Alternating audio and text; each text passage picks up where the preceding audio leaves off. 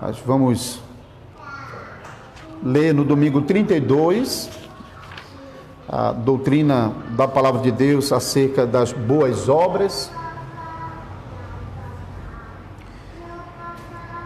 Depois nós leremos alguns versículos em Romanos capítulo 12. Mas então, domingo 32, o Catecismo de Heidelberg, nós lemos na pergunta e resposta 86... Se fomos libertos da nossa miséria somente pela graça através de Cristo, sem nenhum mérito nosso, por que então devemos praticar boas obras? Porque Cristo, tendo nos remido pelo seu sangue, também nos renova por seu Espírito Santo à sua imagem, para que com toda a nossa vida mostremos-nos gratos a Deus por seus benefícios e para que Ele seja louvado por nós. Além disso, para que tenhamos a certeza da nossa fé por causa dos seus frutos e para que pelo novo viver piedoso possamos ganhar o nosso próximo para Cristo. Então, pergunta e resposta 87. Podem ser salvos aqueles que não abandonam o modo de viver ingrato e impenitente e não se convertem a Deus? Não, de modo nenhum. A Escritura diz que nenhum impuro, idólatra, adúltero, ladrão, avarento, bêbado, maldizente, assaltante ou semelhante herdará o reino dos céus. Então, as boas obras não salvam, nós veremos na pregação, mas isso não justifica uma vida de pecado, né? Uma vida no pecado. Então vamos agora para a carta do apóstolo Paulo aos Romanos, no capítulo 12. Vamos ler versículos 1 a 8.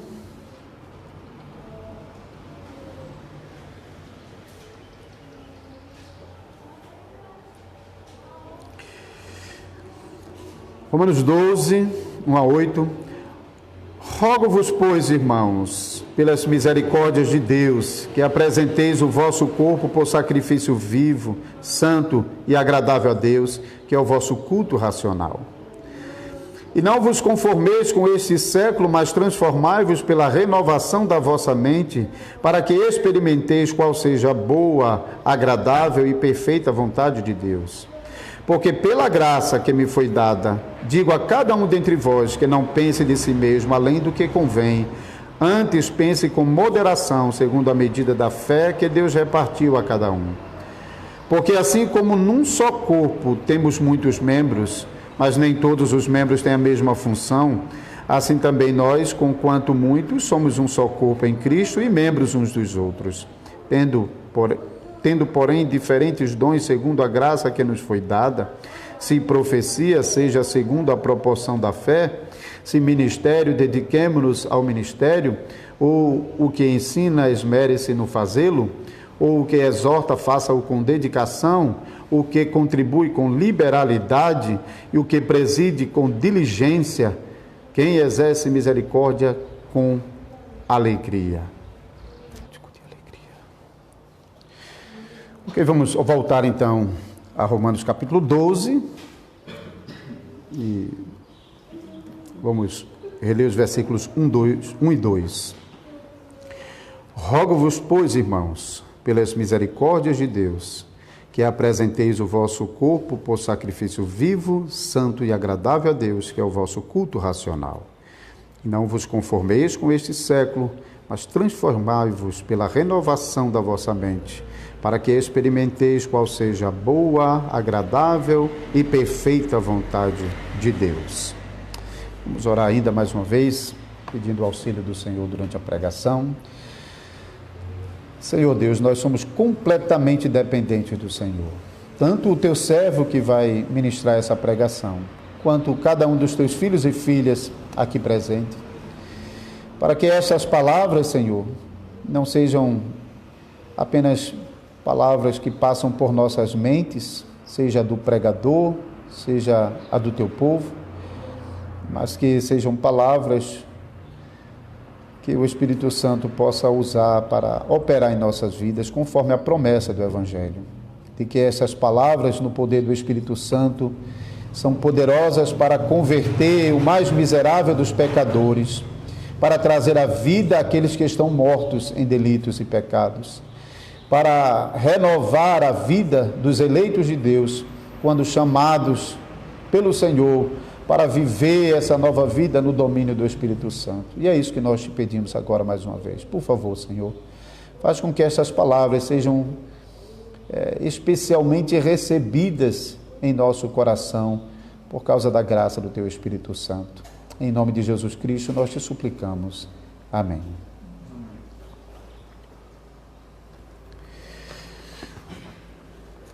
Por que nós devemos praticar as boas obras? Essa é a pergunta com a qual eu começo a pregação dessa manhã. E para responder a essa pergunta, nós vamos observar esses versículos 1 e 2 do capítulo 12 da carta do apóstolo Paulo aos Romanos. E nós veremos a primeira razão por que nós devemos praticar boas obras é porque as boas obras são evidências da obra do Espírito Santo na vida de pecadores que estão sendo salvos. Segundo, porque o crente deve mostrar gratidão a Deus pelas boas obras. E terceiro, porque o crente deve ganhar outros pecadores para Cristo pelas boas obras que ele realiza. Então vamos a esse primeiro ponto.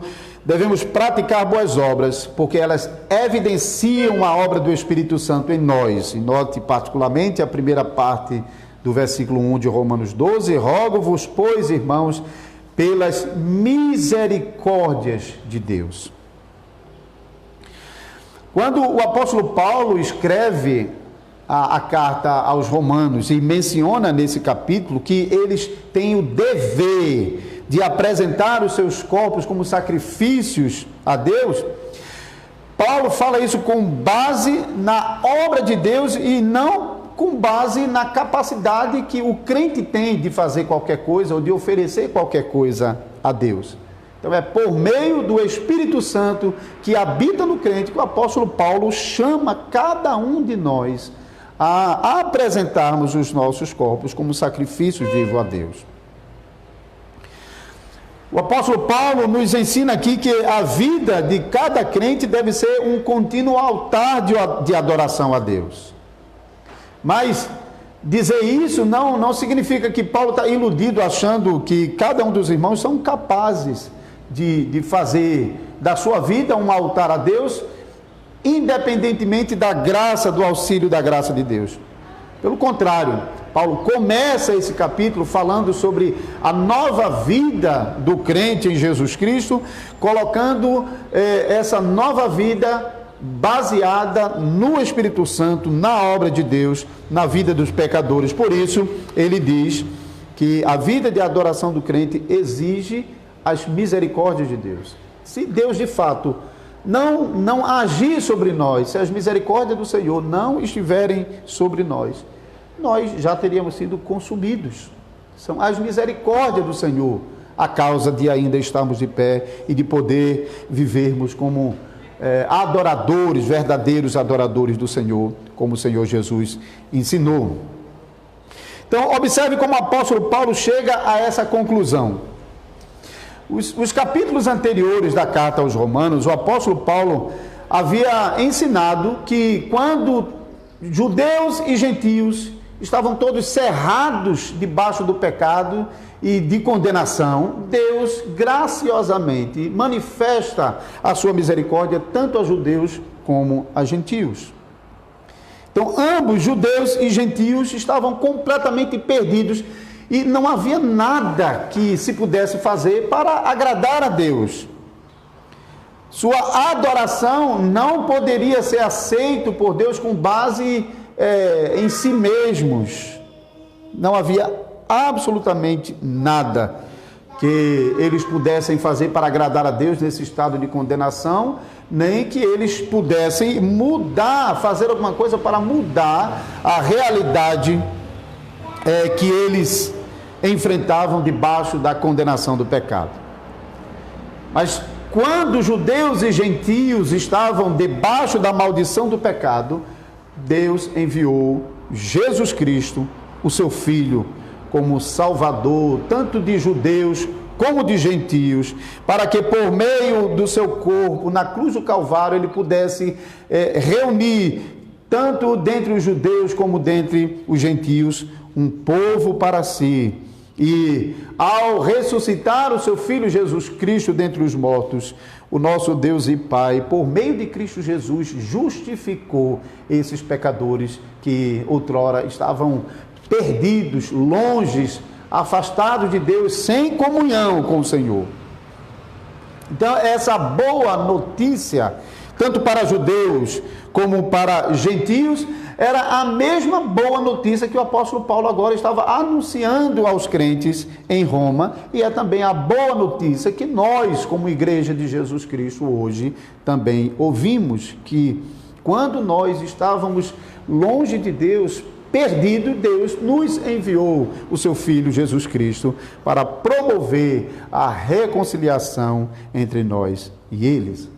Então veja que a base para a nova vida que nós vivemos é Cristo Jesus. E a base para as boas obras que nós realizamos nessa nova vida é o Espírito que Cristo Jesus envia para habitar em nosso coração. E já que Deus teve misericórdia de nós e enviou o seu Espírito Santo ao nosso coração, agora nós somos justamente chamados a vivermos essa nova vida em Cristo Jesus. Observe, não é a nova vida em Cristo Jesus, não é uma coisa que fica em aberto se nós vamos ser ativos ou não nela. Nós somos chamados a apresentar os nossos corpos como sacrifício santo, justo e agradável a Deus.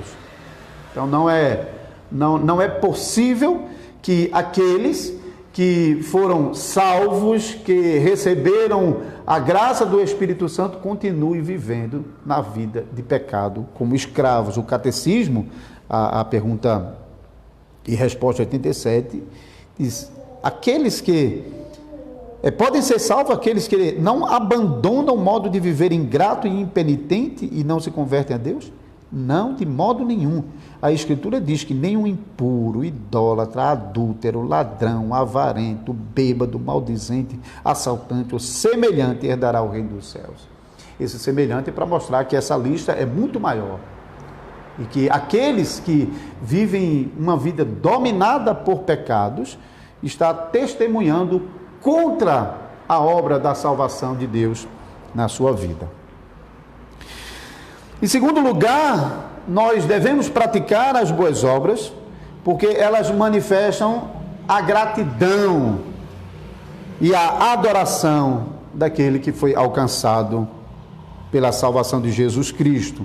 Então, a segunda parte do versículo 1, que apresenteis o vosso corpo por sacrifício vivo, santo e agradável a Deus, que é o vosso culto racional. Cristo nos salvou do pecado para nós pertencermos ao Pai. Observe, Cristo não nos salvou para a gente continuar pertencendo ao pecado. Não foi para isso. O propósito de Cristo foi nos salvar, nos ganhar para o Pai. E essa boa notícia de que nós não pertencemos mais ao mundo, nós não somos mais escravos do pecado, o pecado não traz mais nenhuma condenação sobre nós, deve ser uma notícia que encha o nosso coração de gratidão. E um coração cheio de gratidão deseja mostrar em toda a sua vida a sua alegria e gratidão a Deus pelo que Ele tem feito por nós. Essa parte final desse versículo 2, que é o vosso culto racional, significa que é aquela adoração que nós prestamos a Deus completamente conscientes e intencional. Então aqui fala contra, de um lado, o legalismo o formalismo, aquela tradição vazia de pessoas que vão para a igreja pelo mero costume de ir, mas também fala contra aquelas pessoas que às vezes são até muito espirituais ou espirituosos, mas no íntimo do coração não tem nenhuma intenção de glorificar a Deus com a sua vida, mas está buscando louvor para si próprio.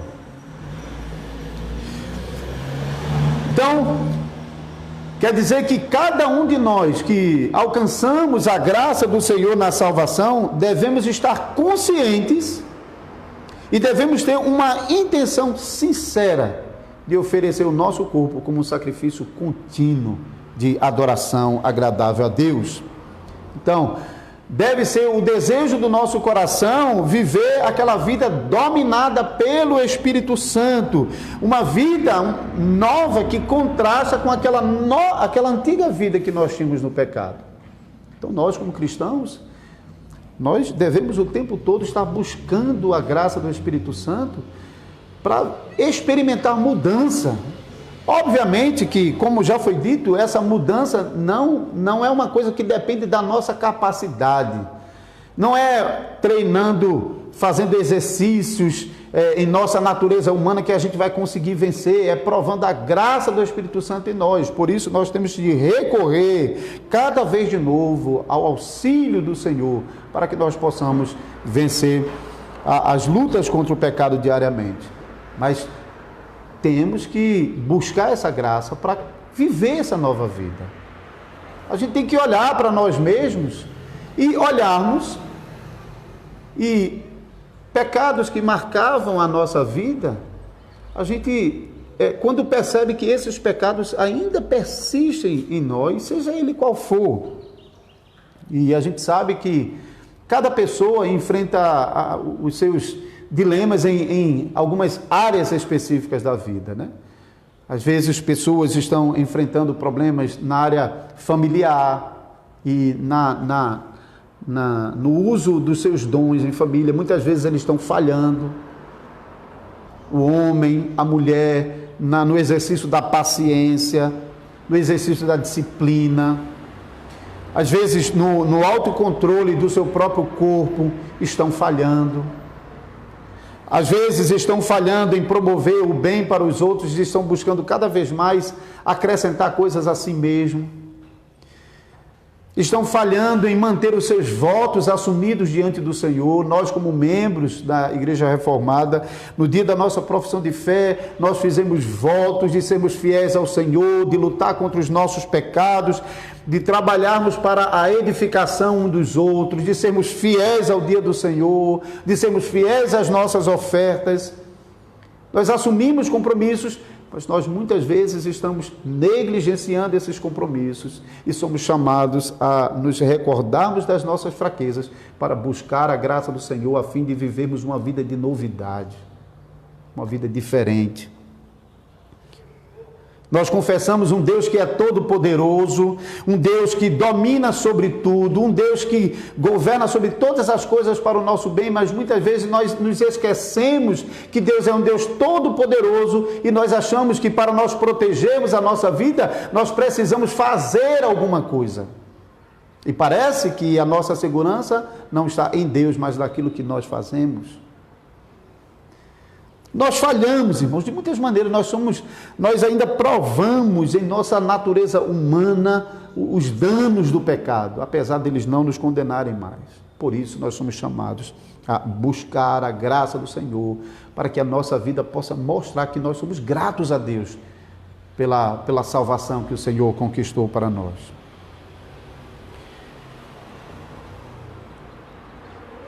Você deve se lembrar que você estava morto em delitos e pecados, Paulo diz isso em Efésios, capítulo 2, versículo 1, e que você foi ressuscitado com Cristo para uma nova vida, a fim de que você possa experimentar as novidades dessa nova vida.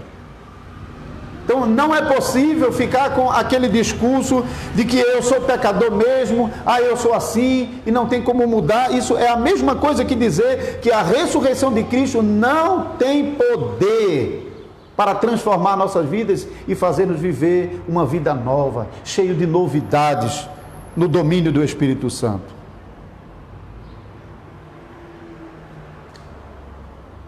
A nossa vida deve ser um altar permanente de gratidão a Deus. Quando nós olhamos para os nossos membros e observamos que em algumas coisas nós temos lançado as nossas ofensas diante do Senhor, nós devemos nos humilhar, nós devemos realmente nos lançar no chão, pedindo perdão, pedindo misericórdia e implorando que o Senhor conceda a graça do Espírito Santo para que a gente possa se alegrar, cada um de nós possa se alegrar com essa novidade, essa mudança, essa vitória contra os pecados e assim glorificar a Deus com a nossa vida e mostrar que nós somos gratos a Deus pelo que Deus tem feito conosco. De vez em quando, nós não conseguimos fazer aquilo que nós desejamos. O apóstolo Paulo também falou sobre isso no capítulo 7. Às vezes aquilo que nós desejamos não conseguimos, e aquilo que a gente está lutando para não fazer, de vez em quando já está lá, nos humilhando, nos envergonhando.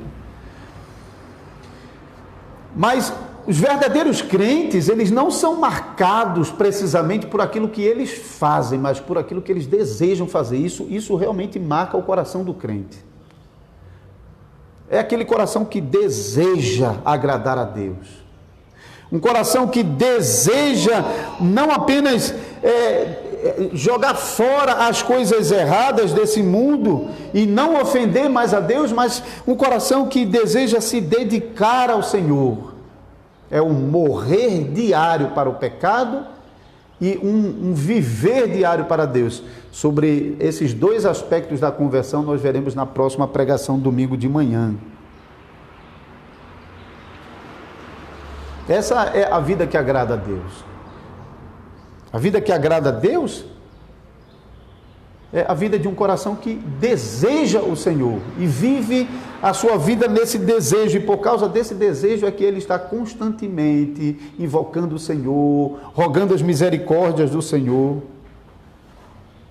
Um coração que mostra que não tem desejo na impiedade, não tem prazer na vida dos ímpios, não tem prazer em se juntar com os demais pecadores desse mundo. Os seus amigos são os seus irmãos em Cristo Jesus, não os ímpios e descrentes. Por isso nós começamos cantando o Salmo 1. Um salmo que claramente mostra a distinção entre aqueles que no seu coração amam ao Senhor e desejam as coisas do Senhor, e o coração daqueles que não têm prazer nas coisas de Deus.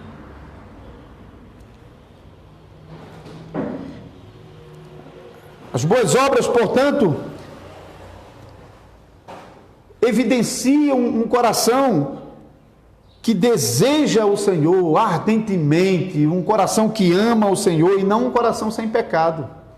As boas obras não mostram que nós não temos pecado, porque quando nós observamos que na nossa tentativa de viver as boas obras estamos sempre falhando e caindo de novo, mostra que nós somos pecadores. Essas boas obras revelam um coração que, apesar dos seus pecados, ama o Senhor e deseja ser fiel ao Senhor.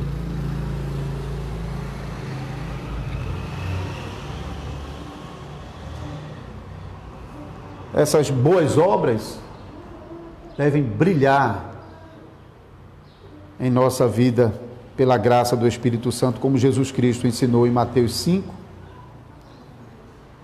E o Senhor Jesus não ensinou as boas obras com base na capacidade das pessoas, porque, do contrário, não brilharia. Não tinha como brilhar. Com as palavras do Senhor Jesus em Mateus 5,14, ordenando que as boas obras brilhassem, Jesus estava fazendo a promessa do Espírito Santo. Junto com essas palavras, ele estava prometendo a graça do Espírito Santo na vida dos crentes, porque por meio de uma vida dominada pelo Espírito Santo, essa vida brilharia diante dos homens. Boas obras de um coração crente, um coração que está provando a obra do Espírito Santo, crentes que estão buscando conhecer ao Senhor e desejando obedecê-lo, e mais provando do auxílio dessa graça bendita do Espírito Santo, e então a sua vida brilhando cada vez mais diante dos homens. E pouco a pouco, esses crentes que estão experimentando o domínio do Espírito Santo, eles estão provando em si mesmo uma novidade de vida, eles estão provando em si mesmo que eles estão vencendo o pecado em áreas que antes dominavam a sua vida, e agora essa vida dominada no Espírito Santo, brilhando na vida dessa pessoa, acaba chamando a atenção das outras pessoas que estão lá fora. Isso é o terceiro ponto. As boas obras, nós praticamos as boas obras porque nós queremos ganhar os nossos próximos para Cristo.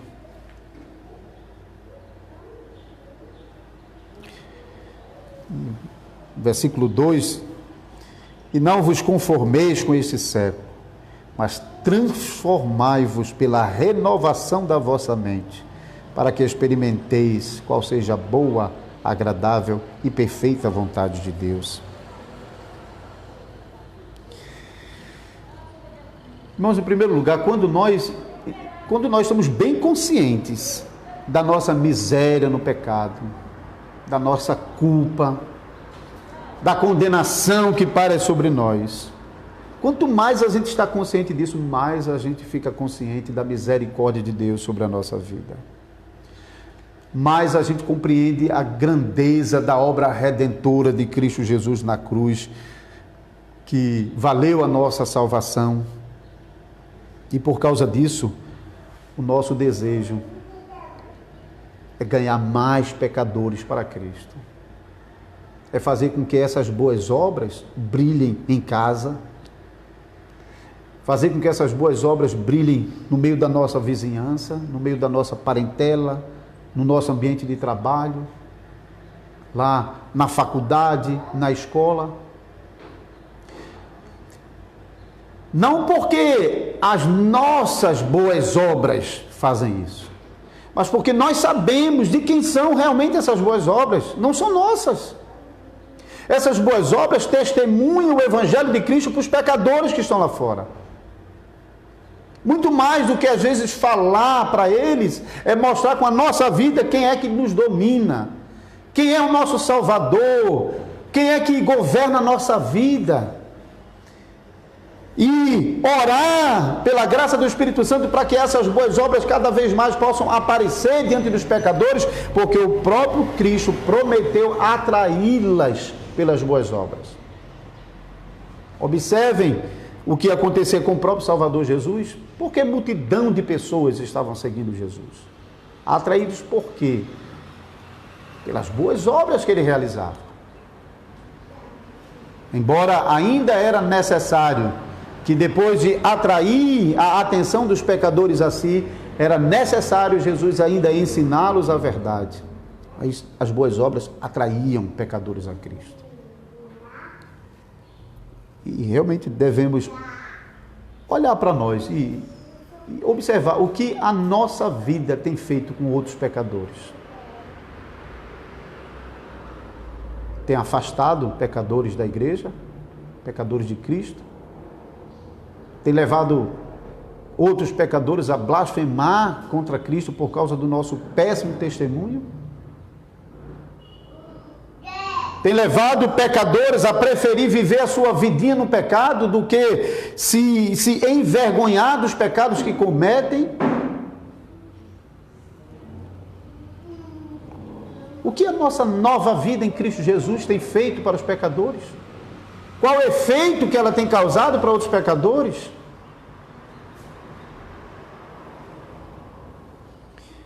Será que nós podemos nos alegrar mais uma vez nessa manhã, que nós temos provado essa graça em nossa própria vida, nós temos provado essa novidade em nossa própria vida, nós mesmos estamos alegres, porque nós podemos ver a graça do Espírito Santo em nós, e nos auxiliando na luta contra o pecado e vencendo a luta contra o pecado. E então, alegremente, nós cantamos louvores a Deus, mas nós também temos percebido que essa nova vida tem chamado a atenção de pecadores lá fora.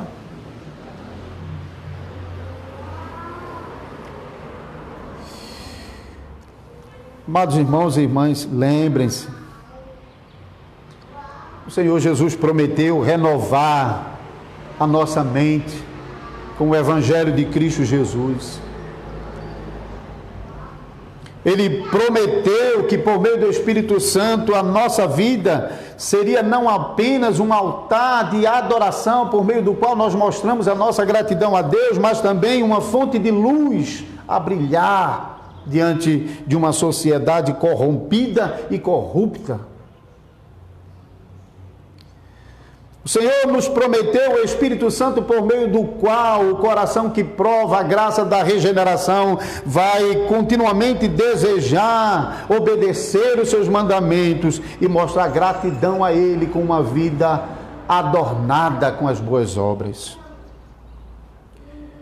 O coração crente deseja crescer mais e mais no conhecimento do Senhor, para que, por meio das boas obras do Evangelho de Cristo Jesus, possam dominar esse mundo governado por Satanás, debaixo da maldição do pecado, e arrancar das trevas do pecado pecadores que se rendam a Cristo Jesus como o seu único Senhor e Salvador. Lembre-se disso, irmãos e irmãs. Lembre-se que Deus teve misericórdia de você. Lembre-se que Cristo Jesus deixou o trono da majestade nas alturas para morrer na cruz do Calvário para salvar você. Lembre-se que Ele enviou o seu Espírito Santo, por meio do qual vocês podem agora experimentar a nova vida e glorificar a Deus em tudo o que vocês fazem. Mas olhe lá para fora e lembre-se, parentes, familiares, amigos, vizinhos, colegas, pecadores de todo tipo, que continuam escravizados por Satanás, continuam ofendendo a Deus com seus pecados porque não alcançaram a graça salvadora de Jesus Cristo e a purificação dos seus pecados por meio do sangue de Cristo. E ore por eles. E ore para que Deus possa usar vocês como fontes dessa boa notícia do Evangelho que um dia chegou até nós e que possa também chegar até eles e possamos nos alegrar em vermos mais e mais pecadores se rendendo ao Senhor Jesus Cristo e quem sabe entrando por essas portas para adorar o Senhor juntamente conosco. Maridos que têm esposas não crentes, ore pela graça do Senhor, para que Deus faça da vida de vocês uma pregação poderosa para as suas esposas. Esposas que têm marido descrentes, orem por seus maridos e orem para que Deus possa fazer da vida de vocês uma vida cheia de poder, que pregue com a sua vida para os seus maridos. Pais que têm filhos descrentes, filhos que têm pais descrentes, orem para que Deus tenha misericórdia deles e possa salvá-los. E orem para que Deus possa usar o seu próprio testemunho de vida como a transmissão do Evangelho para eles. Orem para que Deus abra as portas do reino dos céus para seus parentes e amigos, vizinhos e colegas. Amém.